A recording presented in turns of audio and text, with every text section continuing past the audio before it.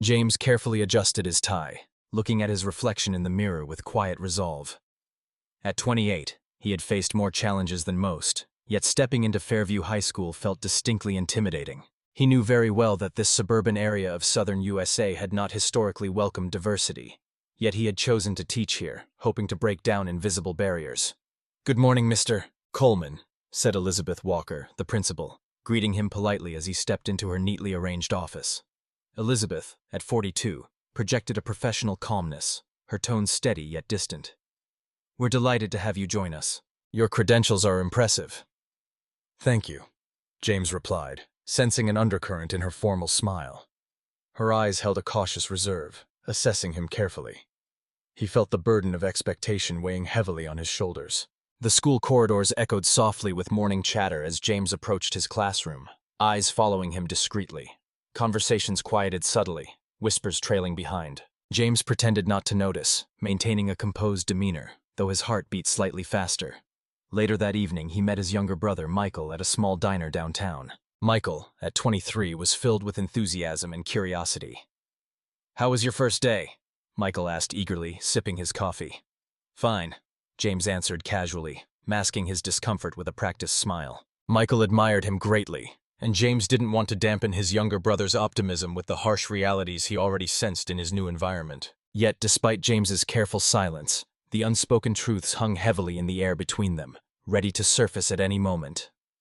Sunlight cascaded gently onto the tables of Café Esperanza, painting the old wooden furniture with a warm golden hue. Sandra Torres moved gracefully behind the counter, preparing morning coffee with practiced precision. At 35, Sandra carried her Mexican heritage with pride, reflected subtly in every corner of her café, from the Latin music softly playing in the background to the traditional pastries neatly displayed beneath a glass dome. Yet across Main Street stood Derek Anderson, watching intently from his corner store.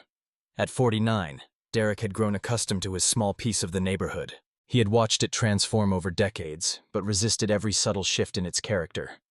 Sandra's cafe represented something he quietly resented, a change that felt intrusive and alienating. Inside Café Esperanza, Larissa Mendoza, a 22-year-old waitress, hurried between tables, her vibrant energy brightening the atmosphere. Her welcoming smile was infectious, yet she often felt invisible barriers erected by certain customers. She could sense subtle hostility, buried beneath polite indifference or quick glances of distrust. "Larissa," Sandra gently called. "Can you serve table 4? Mr. Thompson's usual order." Larissa nodded, quickly preparing the tray, approaching Mr. Thompson, an elderly man who rarely smiled. She offered warmly. "Good morning, Mr. Thompson. Your coffee and pastry as always." He murmured a distant thank you, barely glancing up. Larissa's smile faltered slightly, but she continued her tasks, masking her disappointment behind professional courtesy. From across the street, Derek was discussing the cafe with a regular customer. "That place," he remarked bitterly, "attracts people who don't really belong here. Our neighborhood used to be different, quieter."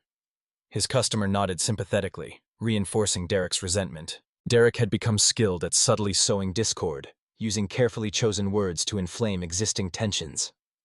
That afternoon, Sandra noticed Derek heading toward her cafe. A rare occurrence, Derek seldom entered her establishment. The door chimed gently as he stepped inside, carrying an air of authority and judgment. "Sandra," Derek addressed sharply, glancing around the cafe critically. "We need to talk." Sandra calmly wiped her hands, meeting his gaze directly. "Of course, Derek. Is there something specific bothering you?" "Yes," he replied bluntly, not bothering with pleasantries. "I think you already know. Your cafe is changing the feel of this neighborhood. It's attracting troublemakers, unwanted elements." Sandra, feeling a surge of controlled anger, kept her voice even. "This cafe welcomes everyone. I opened it precisely to create a place of community and belonging." "Maybe for some communities," Derek snapped coldly. "But not ours. Not the one we built here over years." Their confrontation had drawn the attention of patrons. Larissa moved quietly closer, concerned but determined. She stepped beside Sandra, signaling silent solidarity. "Mr. Anderson," Larissa spoke softly yet confidently, "this cafe is just trying to make people feel welcome. Isn't that good for everyone?" Derek eyed her critically. "Young lady, you might mean well, But you don't understand. Things were fine before places like this started opening. You're stirring up unnecessary problems. Larissa stood her ground. People like me have always been here. Maybe it's time everyone sees that clearly. Derek exhaled sharply, frustration evident in his posture. He turned abruptly, exiting with harsh finality. The door chime resonated sharply, breaking the heavy silence he left behind. Sandra turned toward Larissa, gratitude evident in her gentle eyes. Thank you for standing with me, Larissa, but please be careful. This is delicate. Larissa nodded solemnly, understanding but resolute. She knew battles like these often began quietly, in exchanges filled with veiled threats and coded messages, yet she was determined to face them openly, refusing to retreat into the shadows. Outside, Derek returned to his shop, anger simmering beneath his composed exterior. The evening shadows lengthened, painting both sides of the street with a similar darkness. For Derek, Café Esperanza had come to symbolize everything he resisted: unwanted change, loss of control, and the uncertainty that came with facing a new, unfamiliar future. Back in the cafe, Sandra began cleaning quietly, the tension lingering in the air. She glanced toward Larissa, who returned her gaze with quiet reassurance. They both knew this confrontation was only the beginning. A border had been drawn down Main Street, dividing their community into sides that neither had wanted, but now seemed impossible to avoid. And as night descended quietly, Main Street slept uneasily, bearing the invisible scars of unspoken hostility, a silent promise that peace would not return without confronting the deeper truths hidden beneath everyday smiles and quiet exchanges. Evening shadows stretched slowly across the streets of Fairview, softening edges and masking details, as Victor Reynolds drove home. At 55, Victor carried himself with quiet dignity, a legacy earned during years spent serving his country overseas. The silver streaks in his short-cropped hair seemed to glisten under streetlights, hinting at the wisdom gained through hard-lived experiences. Victor had attended a veterans meeting downtown, a gathering he cherished for the comfort of shared understanding and memories. His black sedan glided steadily along familiar streets, its tires humming gently against the asphalt. The radio murmured softly, barely audible, as Victor let his thoughts drift, replaying conversations with fellow veterans who understood complexities many civilians overlooked. Suddenly, red and blue lights pierced his tranquility, flooding his mirrors with harsh reflections. Victor's heart sank, a familiar unease creeping into his chest. He pulled slowly to the curb, switching off the radio, his hands resting visibly on the steering wheel, as he had done countless times before. Officer Evan Harper, at 30, stepped confidently from his patrol car, adjusting his belt and radio. Evan considered himself fair-minded, believing strongly in law, order, and discipline, ideals passed down from a long family tradition in law enforcement. Still, beneath this rigid professionalism lay attitudes Evan rarely scrutinized closely. Approaching Victor's window, Evan shone his flashlight, casting stark illumination into the vehicle's interior.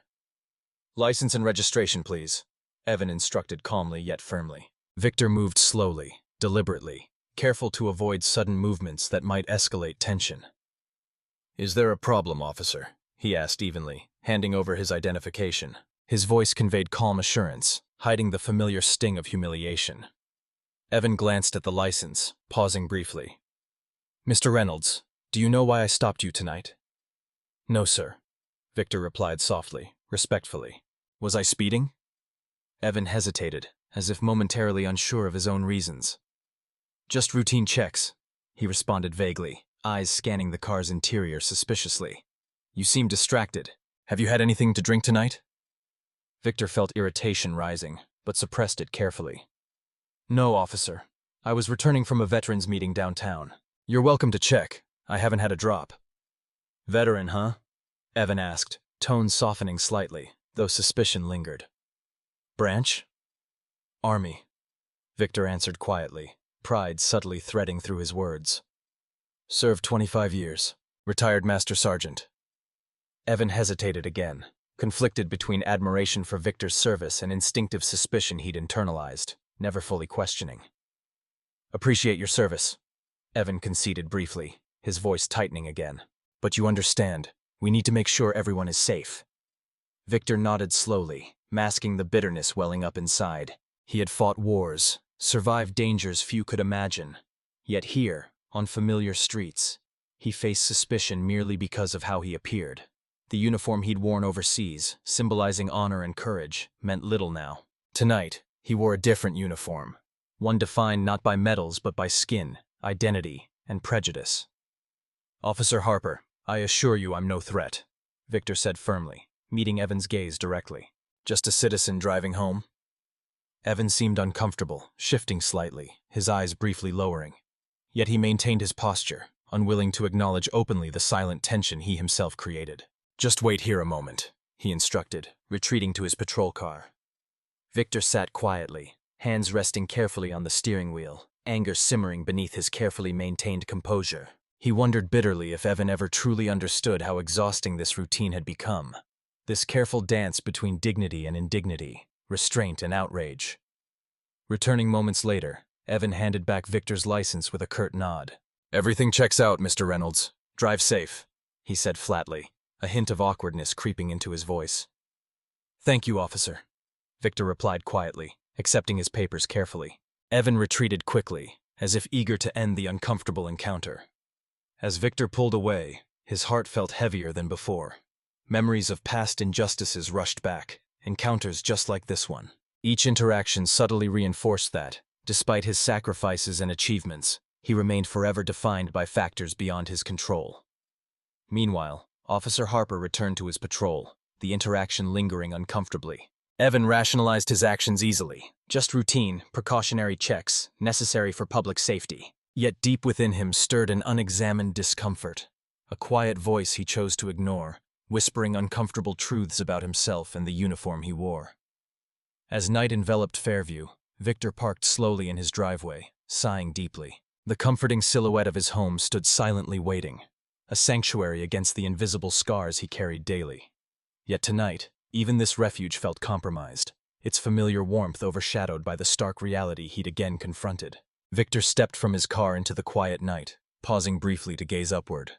Stars glinted coldly, distant and indifferent. Beneath their impassive gaze, Victor recognized the profound loneliness of this struggle. A lifelong battle fought not overseas but here in the everyday exchanges on his own streets. He walked slowly toward his door, each step heavy with the silent burden he carried.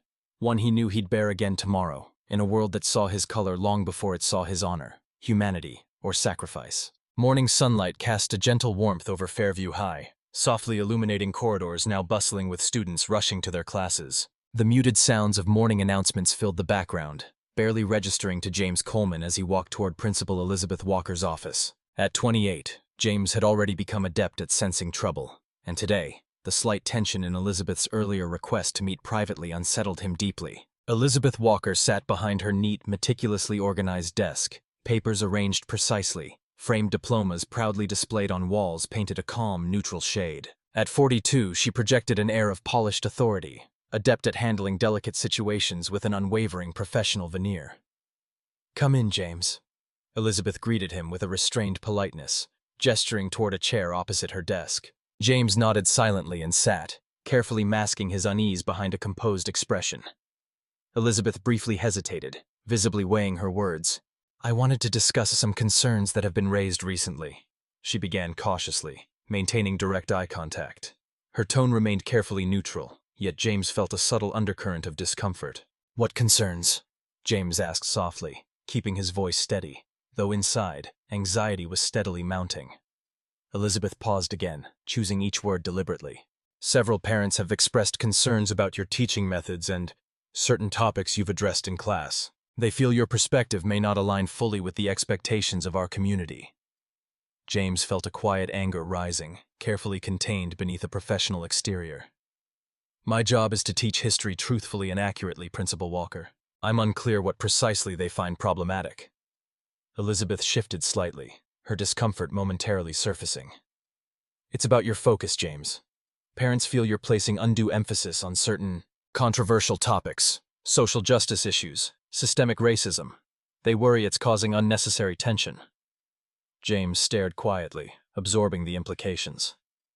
"History is filled with uncomfortable truths," he replied evenly. "Avoiding these conversations would mean denying students honest education." Elizabeth sighed lightly, clearly uncomfortable yet determined to proceed.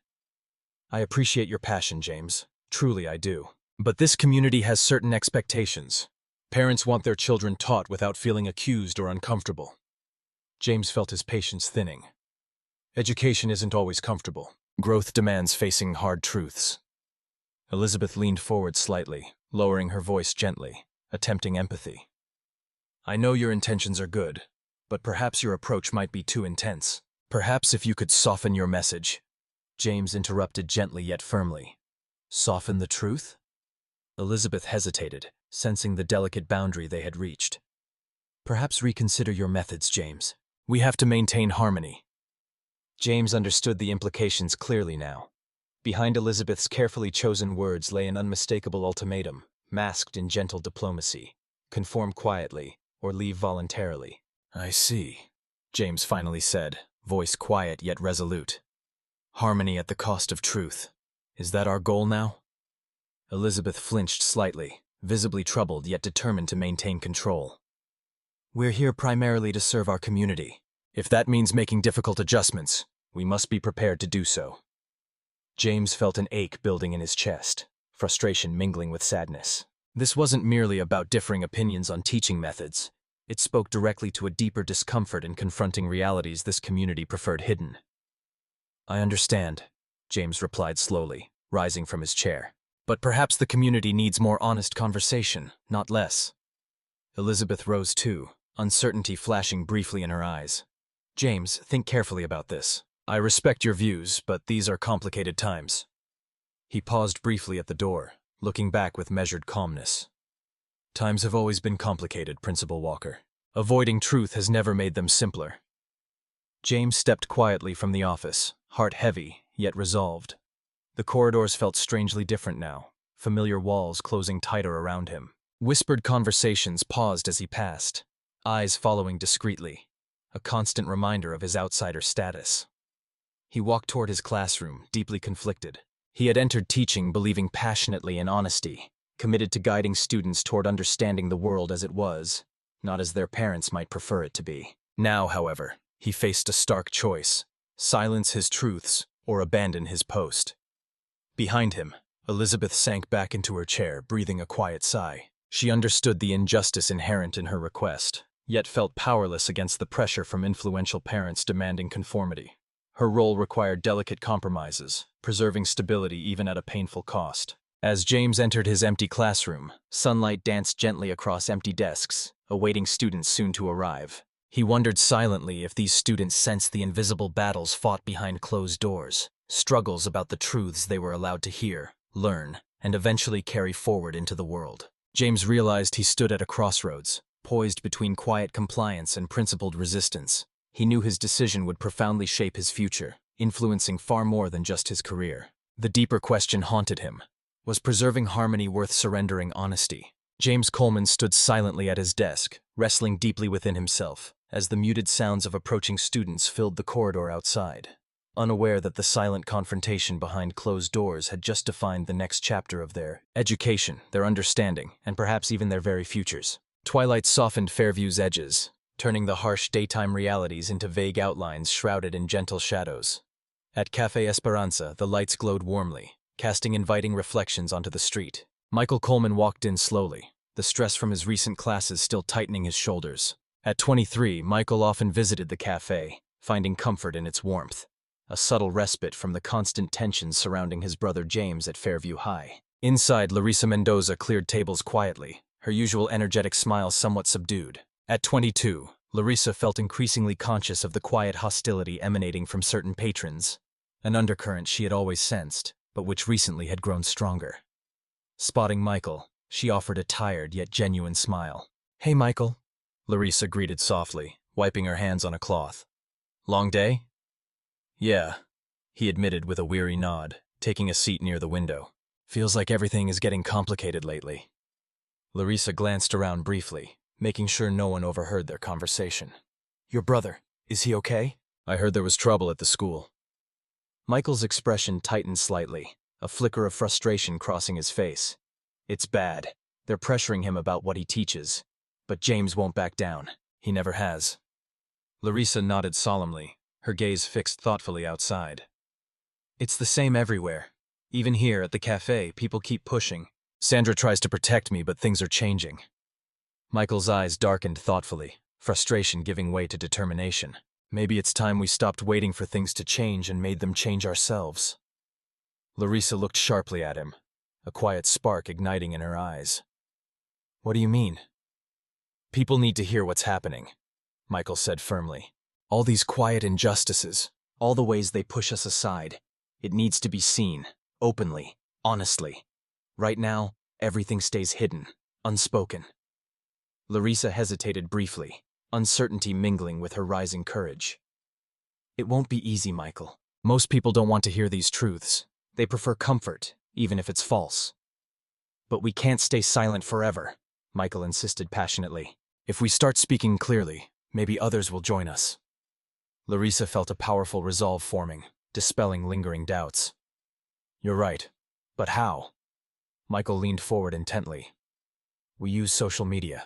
We share our stories. The cafe, the school, the streets. We show people that this isn't just isolated incidents, but a pattern nobody wants to acknowledge. Larissa considered thoughtfully, her voice low yet confident. I know others our age who feel the same. Maybe they're just waiting for someone to speak first. Michael smiled slightly, feeling a cautious optimism rising. Then let's be that voice. Over the following days, Michael and Larissa quietly mobilized a small network of younger residents, students, and friends who shared similar frustrations. Using social media discreetly, they began telling their stories. Quiet injustices, subtle prejudices, small humiliations previously tolerated in silence. Initially, responses were sparse, some supportive, others indifferent, or openly hostile. Some comments accused them of exaggeration, stirring trouble, or inventing problems where none existed. Yet gradually, voices emerged from unexpected places. Young people, previously hesitant, began sharing similar stories, echoing Michael and Larissa's experiences. Despite growing attention, resistance from certain parts of Fairview intensified. Derek Anderson publicly denounced their actions, warning that they risked destabilizing the community's carefully maintained harmony. Privately, Sandra Torres feared backlash against the cafe, though she admired Larissa's courage deeply, quietly offering her support behind closed doors. At Fairview High, James felt both pride and worry as he watched his brother's efforts unfold. Elizabeth Walker faced increasing pressure from parents demanding action against James, blaming him indirectly for the activism spreading among students, though James himself remained carefully detached from Michael's efforts. Weeks later, a small gathering took place at Café Esperanza, a quiet, informal meeting of young residents determined to speak openly about the discrimination they faced daily. Voices filled with anger, frustration, and hope mingled softly, each shared story strengthening their collective resolve. Larissa stood, speaking clearly yet calmly, her voice resonating with quiet strength. We're not here to cause trouble. We're here because silence won't protect us. We deserve to live openly, without fear. We have a right to belong. Michael joined her, his voice steady yet passionate. We're not against this community. We're part of it. All we want is fairness, recognition that our experiences matter, our stories matter. As they spoke, Sandra watched quietly from the sidelines, pride mingling with apprehension. She knew their fight had just begun, one fraught with risks and uncertainties. Yet their courage inspired her deeply, reinforcing her own resolve to stand firm against quiet prejudices threatening her cafe's future. Outside, the night deepened gently, darkness softening Fairview's edges, yet unable to obscure the truth now being spoken openly. A subtle shift had begun within the neighborhood, a slow awakening driven by quiet voices determined to break silence and demand recognition. As the gathering dispersed quietly into the night, Larissa and Michael exchanged a glance filled with cautious hope. They understood clearly the difficult road ahead, yet tonight marked a crucial first step. Their voices, previously hidden, had finally begun resonating openly through the streets, echoing softly yet persistently, refusing to be ignored again. The warm afternoon sun gently warmed Fairview Park, illuminating rows of tables and stands as neighbors began arriving for the annual community gathering. It was an event meant to foster unity, yet beneath the festive decorations and cheerful chatter, an invisible tension simmered. James Coleman arrived quietly, a subtle anxiety tightening his chest. Beside him walked Victor Reynolds, whose quiet dignity lent James strength. Victor, at 55, moved with measured grace, keenly aware of the careful gaze of Officer Evan Harper across the park, whose stance suggested professional vigilance barely masking personal discomfort. Sandra Torres had set up a modest stall, offering coffee and pastries from Café Esperanza. Larissa stood beside her, busy yet determined, greeting neighbors politely even as some averted their gazes. Derek Anderson observed from a distance, his expression grimly critical, reflecting the silent division running through Fairview's community heart. As James walked toward Sandra's stand, Elizabeth Walker emerged from the crowd, her usual polished demeanor softened by evident discomfort. "James," she greeted cautiously, nodding briefly toward Victor. "Glad you decided to come." James managed a polite smile, though sadness shadowed his eyes. "I felt it important to be here, Elizabeth. Community matters, even when it's complicated." Elizabeth hesitated briefly, searching for words. "James, please understand." He raised a gentle hand, stopping her softly. "I understand more clearly than you think. I'm not angry with you personally, but we must acknowledge the truths we prefer to ignore." Nearby, Michael and Larissa quietly spoke with younger community members, sharing stories openly. Their earlier social media campaign had sparked uncomfortable yet necessary conversations across Fairview, discussions now subtly resonating even among hesitant neighbors. Derek Anderson approached Sandra's stand, visibly tense yet compelled by stubborn resolve. Sandra braced herself internally, prepared for confrontation. "Sandra," Derek greeted stiffly, eyes avoiding direct contact. "I think you understand how strongly people feel about all this." Sandra met his gaze calmly, her voice quiet yet firm. "We're not enemies, Derek. We're part of the same neighborhood, even if you can't yet see that." Larissa stepped forward, her voice gentle yet unwavering. "All we're asking is fairness. We don't want division. We want recognition." Derek exhaled sharply, frustration evident. "Some people just feel their voices are being ignored." James stepped quietly into the growing circle, his voice calm but compelling. "Ignored? Derek, voices like yours have always been heard clearly. It's our voices, the uncomfortable voices, the ones speaking difficult truths, that are always hushed." Victor spoke quietly, his steady tone resonating deeply. "I've fought for this country. Yet even here, in my own neighborhood, I'm constantly reminded I'm somehow different, an outsider.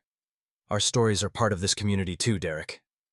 Officer Evan Harper, drawn by the growing crowd, approached cautiously. His presence heightened tension briefly, yet Evan himself looked unsettled, his earlier certainty visibly shaken. "No one's saying you don't belong," Evan finally interjected, attempting reassurance, though uncertainty tinged his words. "Maybe not explicitly," Michael answered calmly, stepping forward beside James.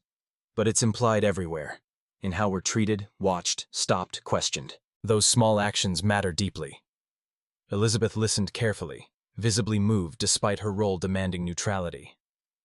"These conversations are difficult," she admitted softly, "yet perhaps necessary."